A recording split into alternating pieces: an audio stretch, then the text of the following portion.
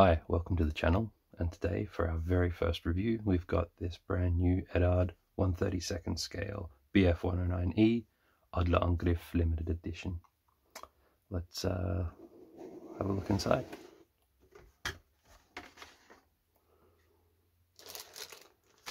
As you can see, it comes packaged in a bunch of plastic. We'll start having a look through. Have a look at the clear components, they look pretty good. I guess Bf109 is lucky to have a bit of a lot of flat surfaces. One thing I do notice in here is there's a little bit of I'm not sure how you describe it, sort of like a styration or ripple in the plastic itself. So let's get some fine text under here. See, so that front looks pretty decent. I wonder if I can get a side shot. I mean, it's not terrible, although it's very difficult to demonstrate it. You can see in that side panel there a little bit of distortion, but it's not terrible. Alright, sprue number 2 in the clear, although I guess this is really the main sprue, and these look pretty nice. We've got a few different variants of the canopy in there. I have to say this sprue looks a little clearer than the other sprue.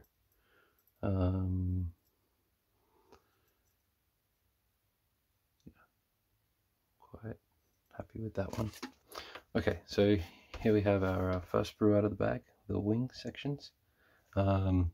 This looks pretty good. You can see there's excellent detail, very fine but clear, well formed. In terms of any flaws in it, notice there's a little spot here and here that don't look like they should be there. And I've noticed there's a little sink mark here. On the flip side here, we've got some detail inside the wing for the top of the wheel bay, and otherwise it's fairly clean in there. We have a second sprue for the wings. The difference between the two different wing sprues here is one set has the bulges for the cannon within the wing. Again, pretty good, but I can see we've got sink marks here and here with this connecting pieces. To be honest, this one looks a little rougher than the first sprue. I'm not sure why. Again, similar on the reverse side. Okay, we've got a few different parts here, a mixture of things. We've got a big sink mark in here, which is interesting. We've got the plastic dashboard or instrument panel, if that's interesting to people. Flipping over, I will say they really seem to have got themselves together when it comes to ejector pin markings. There's none in those critical spots, which is really lovely to see. Okay, moving on, we've got the fuselage sprue here. Again, detail is really lovely. We do have these different parts here. I don't know if that's some leftover release agent or something when they mixed up the plastic that didn't mix very well. And so we'll see how they turn out. I'm a little unsure. Around the engine cowling here, we've got a little bit of flash coming out on the sides here. I don't think that'll be a huge issue to clean up, but let's see. I think the detailing in here is really nice, especially coming around the sides. Alright, let's have a look on the reverse side of this part. Again, I think we're looking at, they've done a pretty good job of keeping ejector pin marks away from places we're going to see. And we've got obviously panels that replace the sides here. Quite nicely done. We have the ailerons and elevators and rudders and flaps and all those control surfaces, and the cockpit floor and the bucket or the seat, pilot seat. I guess these are the leading edge slats as well. So this looks pretty well done. There is, though, of course, we've got some sink marks up here on the propeller. And this part, I wonder if this sink mark through here is a problem. Yeah, looking on the reverse side, looks pretty decent. Tiny little bit of flash on some of this. But again, they've really worked at keeping the ejector pin marks off places you don't want them. When you look at all these control surfaces through here, it looks really good. So that's really lovely. Okay, next sprue, we have our cockpit sidewalls, again behind the armor plate, back of the cockpit, or behind the seat anyway. There's a lot of really fine components on this sprue, and they're really well molded. There's very little flash, or almost no flash on them. Looking at all these small round parts, I think they'll clean up really nicely. You know, the little wheels. I assume a bunch of these will be replaced by photo etch, which is almost a pity because they're really nicely done in plastic. Look at the detailing in here, it's quite nice. The engine bay components in here, including the machine gun setup. You can see this is the top and the feed mechanism here. We have the actual, some of the guns. I don't know if these are the barrels from the wing cannon. That's my guess here. These must be the engine bay. Machine guns. These ammo boxes look, they've got some issues in the molding in here, which is a little bit interesting. Both of them have it. And I've noticed that this component here has quite a large sinkhole in there. So looking at this part 25, right up around I guess is around the front of the engine cowling, where the prop is. Again, we've got some little sink marks there. The engine exhausts look quite nice. Alrighty, last of the plastic sprues. We just have a smaller one here with some different bombs and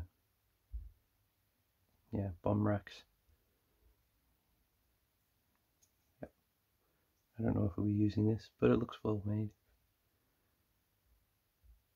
Nothing to complain about there. We've got the wheel components. Let's get that open. Alright, so we have the rear. We have the rear landing gear strut. So this here is a little cotton strut cover to protect the exposed components. That's outstanding. Initially I thought this was a fault, but no, that looks great. Impressive. So we got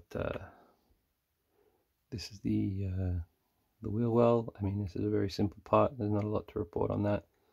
A little bit of roughness in there, but I think that's probably acceptable. You're going to want to put dirt in there anyway.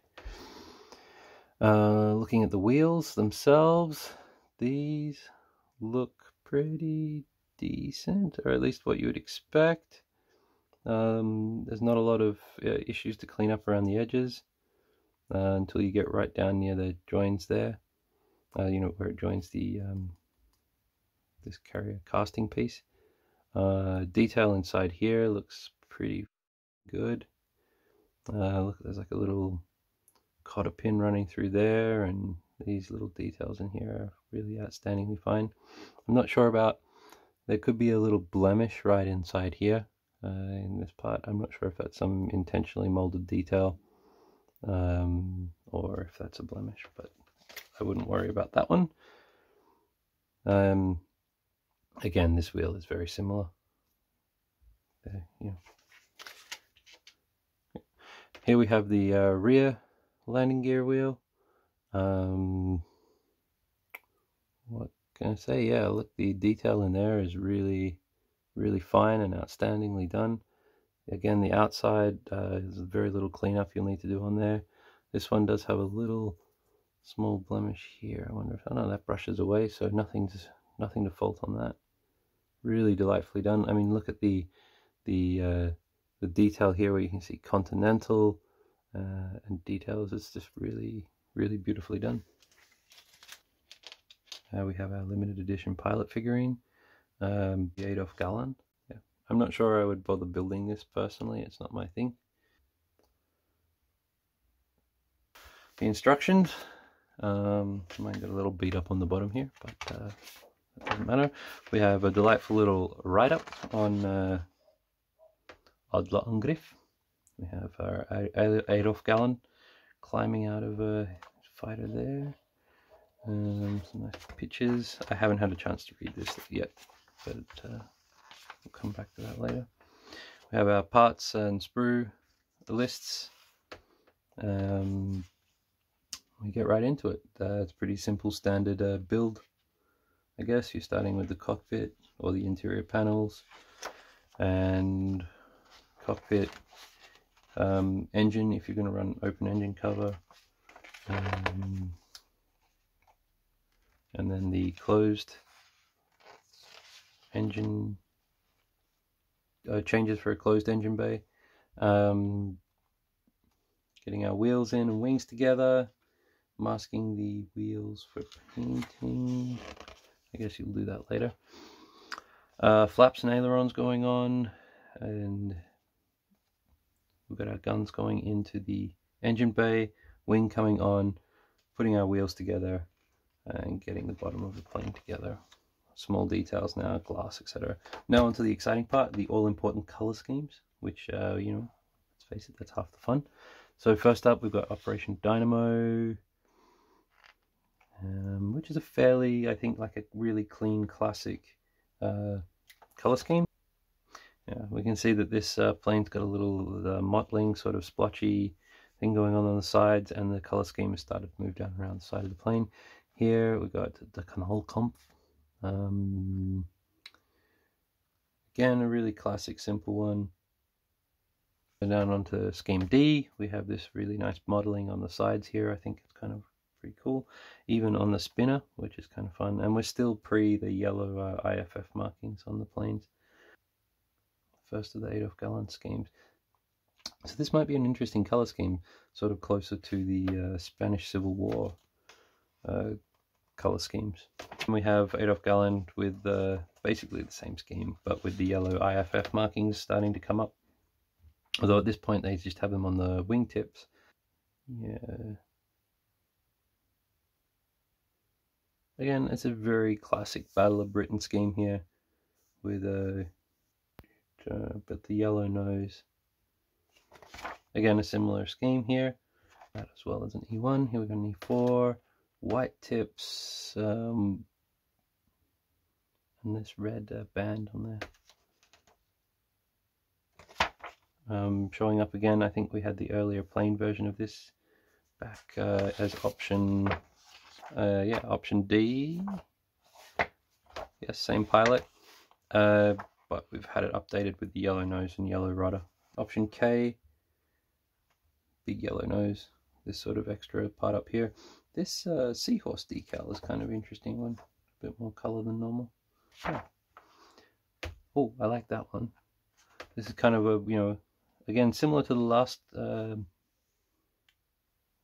scheme, but this has got this fun sort of sprayed on cross hatching on the side, which is kind of fascinating. Here we have blue nose, and this is a bomber, or a fighter bomber, perhaps we're going to call it, variant. Kind of fascinating. I think this patterning down the sides of the plane too is very fascinating. You have a lot of fun with you know, spraying that up. And of course on the back we've got our stencil positions. We've got a mask set, which is a mask set, if you don't know what that is. Right. We've got our photo etched, which looks pretty good, as we would expect. Interesting on this part, they have actually made all of the dials already glossy and slightly bulged. I don't think I've noticed that on my other photo etched.